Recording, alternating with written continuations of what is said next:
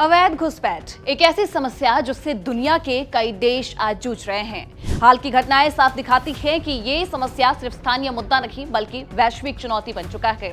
France का ताजा उदाहरण देखें तो वहां अनियंत्रित अवैध प्रवासन ने सामाजिक संतुलन और कानून व्यवस्था को हिला के रख दिया। बड़े पैमाने पर निष्कासन की कार्रवाई से विरोध प्रदर्शन भड़के, मानवाधिकारों को लेकर सवाल उठे और सार्वजनिक व्यवस्था पूरी तरीके से चरमरा गई।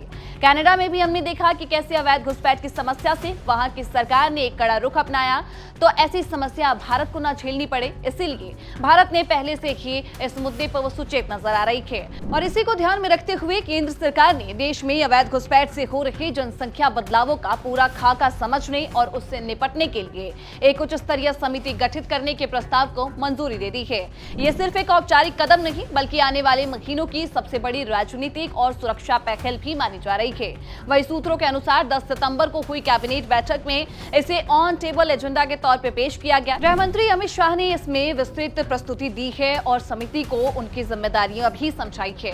इसकी आधिकारिक अधिसूचना जल्द ही जारी होगी, लेकिन सूत्रों के अनुसार इसमें सुरक्षा एजेंसियों, सीमावर्ती राज्यों के वरिष्ठ अधिकारी और साथ ही डेमोग्राफिक जो विशेषज्ञ हैं वो भी शामिल होंगे। वहीं आपको बता दें कि समिति का जो फोकस है खासकर उन इलाकों पर होगा जो नेपाल और बांग्लादेश से लगे हुए हैं, जहां पर हाल के वर्षों में आबादी के अनुपात में एक बड़ा बदलाव देखा गया है। ये फैसला हालांकि अचानक नहीं लिया गया।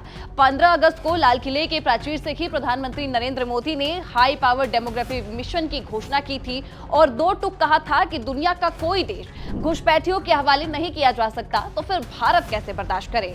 उन्होंने चेतावनी दी थी कि सुनियोजित साजिश के तहत सीमाई इलाकों की आबादी बदली जा रही है।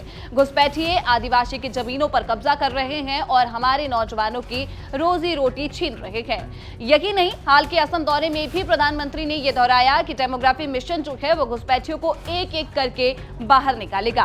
पिछले कुछ हफ्तों में प्रधानमंत्री के कई राज्यों की रैलियों में यह संदेश और भी साफ नजर आया। बिहार में गया में उन्होंने कहा कि सीमाई जिलों की जो आबादी है वो तेजी से बदल रही है और विपक्षी दल वोट बैंक के लालच में इस पर आंखें मूंद के बैठे हुए हैं। असम के दौरे पर उन्होंने ये दावा किया कि घुसपैठियों की मदद से असम की डेमोग्राफी बदलने की कोशिश हो रही है और ये राष्ट्रीय सुरक्षा के लिए एक सीधा खतरा है। बिहार में हो रहे एसआईआर को लेकर भी सरकार का यही मानना है कि ये प्रक्रिया जो है वो अवैध घुसपैठ को रोकने में भी मददगार साबित होगी और शायद यही कारण है कि जब भी विपक्ष इसका विरोध करता है तो उन्हें जवाब मिला कि वो वोट बैंक के लिए घुसपैठियों को बचाने की कोशिश कर रहे हैं। बीते दिनों में भी गृह मंत्री अमित शाह ने कांग्रेस पे जो निशाना साधा था और निशाना साधते हुए ये आरोप लगाया कि कुछ लोग घुसपैठिया बचाव यात्रा चला रहे हैं। इसके अलावा गृह मंत्री अमित शाह राजधानी दिल्ली में आयोजित वाइब्रेंट विलेजेस कार्यक्रम में भी ये बात कह चुकी हैं कि सीमावर्ती क्षेत्रों में हो रहे बदलाव एक सुनियोजित साजिश का हिस्सा है और राज्य को इस पर विशेष नजर रखनी चाहिए। सरकारी सूत्र बताते हैं कि यूरोपीय आयोग भी इस तरह का अध्ययन कर चुका है और उसने डेमोग्राफिक टूल बॉक्स तैयार किया है जिसमें कि कानूनी, नीतिगत और वित्तीय उपाय जो है वो शामिल है।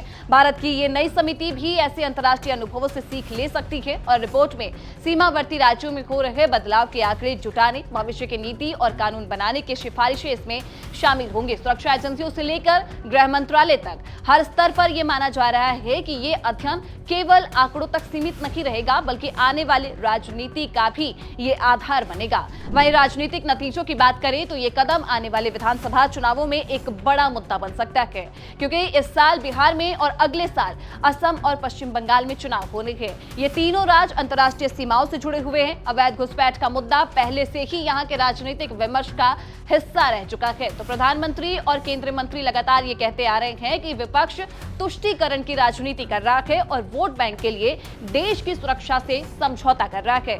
सिर्फ प्रधानमंत्री और गृह मंत्री ही नहीं बल्कि केंद्रीय अल्पसंख्यक मंत्री किरण रिजिजू जैसे नेता भी इस पर अब खुलकर बोल रहे हैं। हाल ही में नीति आयोग की पूर्व सदस्य सैयदा हमीद के उस बयान पर रिजिजू ने एक कड़ी प्रतिक्रिया दी थी जिसमें उन्होंने कहा था कि क्या बांग्लादेशी इंसान नहीं है। उन्होंने अपनी इच्छा जाहिर करते हुए ये कहा था कि बांग्लादेशी भी भारत में रह सकते हैं। इस पर रिजिजू ने इसे मानवता की आड़ में घुसपैठ का बचाव बताया। इस पूरे घटनाक्रम से ये साफ है कि आने वाले महीनों में डेमोग्राफी मिशन और घुसपैठियों पर केंद्र सरकार की रणनीति भारतीय राजनीति का एक बड़ा एजेंडा बनने वाली है।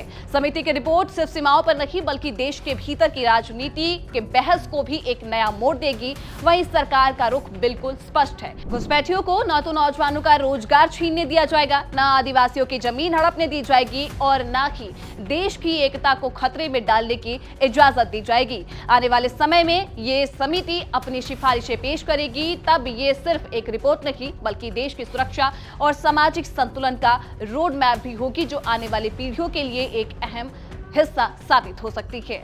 इस पूरे मामले पर आपकी क्या राय है, हमें कमेंट सेक्शन में जरूर बताइएगा और तमाम जानकारियों के लिए दैनिक जागरण को फॉलो कर लीजिए।